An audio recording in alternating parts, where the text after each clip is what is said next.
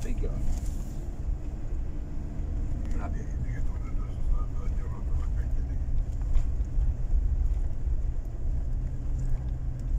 Ini batu.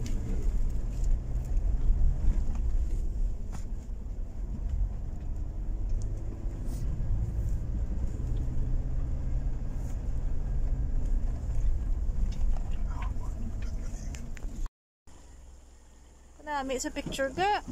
Pakita ko sa'yo mamaya.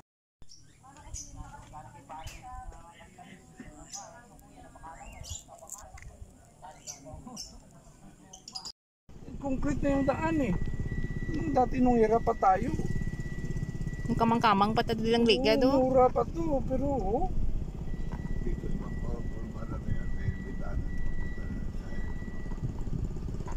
Ang bahay ni Carlito dun sa baba dad, no?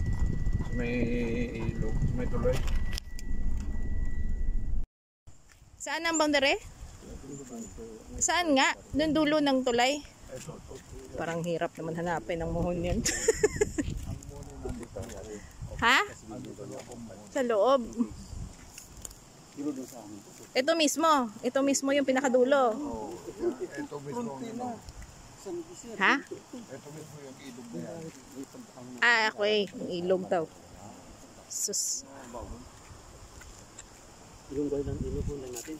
Yung anak niya, yung Roberto, lumipat naman siya doon sa bahay ng kanyang kapatid. Pwede na. Ando po kukunin kabir kami sa taas. Namin sa taas. Opo. Pero may malaking bahay dyan. Dalawang nga yung bahay dyan. Opo. Yung manukan. Opo.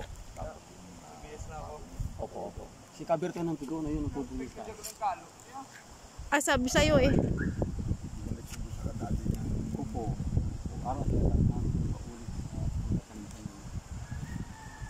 pero yung tatay mo, dito din. Ganda, no? Buhay na buhay yung river. Walang bumibili. Kami na lang magtatanim. Kaya hinahanap namin ang boundary.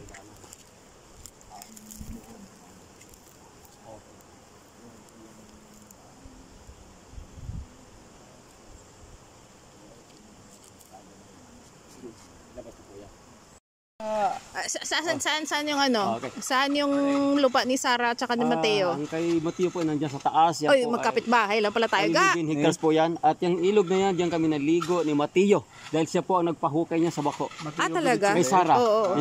Kapit-bahay lang pala, ga. Nandun sila, oh. sa unahan po. Nandun lang pala sila, eh. Good morning. Oh, may kapit-bahay ka ng artista. Meron mo pala to sa kanya? Yung pag-ahon Sa- pupunta sa atin yung bandang Yung lake. pala May mga kabayo doon si Sarah. Oh, nakita ko nga sa vlog nila. May mga kabayo. Kaya nga sabi ko sa'yo, bibili ako ng kabayo, eh, para Yung sa akin chums ang kami. Yung sa akin ang bilhin mo kung mag-alaga ha. Ibig sabihin lagi dito si Mateo din. Nung Ay. si Marcos maging presidente, naging ano siya, di ba? Oo. Nasa PSG siya. Supporter. Oo. Minsan na lang sa isang buwan. Pero dati dyan po yan, nagpapaguldos. Oh, maligo ka rin dyan. Kasi kunyari ikaw si Mateo, di pugar ako si Sarah. Mateo to ito eh. Parang lalabas mga diwata. Dito ko ako kakanta eh. Pero siya ang nagpabako niyan, pinabako niya, pinalalim niya. Ah, talaga? Siya yung gumastos, kuya? Siya po ang nagbigay. Ah, magkapitbahay lang pala kami. Ang bait naman ng kapitbahay namin. Hinahanap ko pa naman yung farm nila. Nakita ko sa YouTube, nandito lang pala. Oo nga, nasa taas. Picture na yan. Ito. Mataas. Gusto ko ilipat dito. Hindi po. Alam po yun sa taas. Mahugani po yan eh. Bata pa mahugani yan. Ay, bata pa nga yata yun.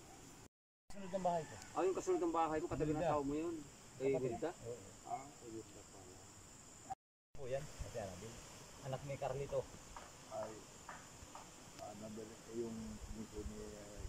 Ngayong January, makapagpatayo na ako dito. Umaga-umaga, may buwan, no? Oo eh. Look, Sabi mo, the moon is over there. bayad ka mo doon sa pagpapaitak nito ng... Wala pong bayad? Walang bayad, ano? Kawawa nga. Mateo, dyan sa naliligo. Hindi, malamig naman talaga, di ba? At yung ganun, paanan lang. Hindi na ito yung tipo, mga taga-bundok ng tao. Ano, Dad? May alagyan, da? Oo. Daan pababa. Ayun Ah, dami ng ano doon ah.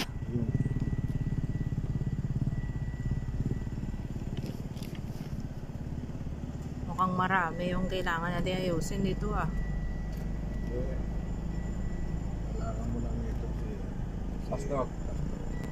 para kausapin yung Oo, kausapin. Ito de, kasama din sa'yo to? para kausapin Sa'yo din to, Dad? Oo. Dami nila. Mag-livelihood ka dito.